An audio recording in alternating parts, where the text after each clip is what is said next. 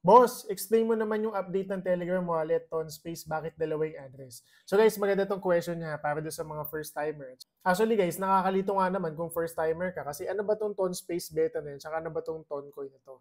So guys, para may idea kayo, itong dashboard na to guys, ang tawag dyan, yan yung Telegram wallet nyo mismo. So meaning to say, yan na yung personal wallet nyo na hindi po ma-access ng kahit sino. Even the applications inside the Telegram, hindi po nila kayang i-access yan. Kasi nga, this is the main wallet. Gets guys ha?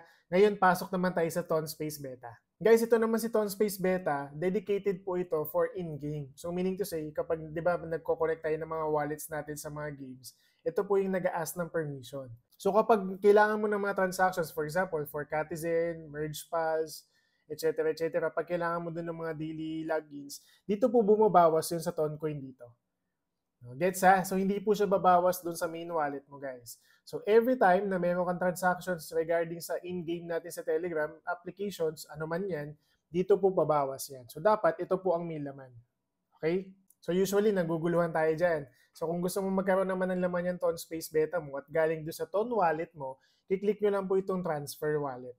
So, para guys, doon sa mga nagtatanong when it comes to connecting X-Empire, Rocky Rabbit, pag gagamit na po kayo ng mga gas fee, hindi po yan sa Ton wallet nag-access directly ha. So ang gagawin nyo, yung ask permission yan dun sa Ton Space Beta. So yun lang, so sana naging clear tong topic nito.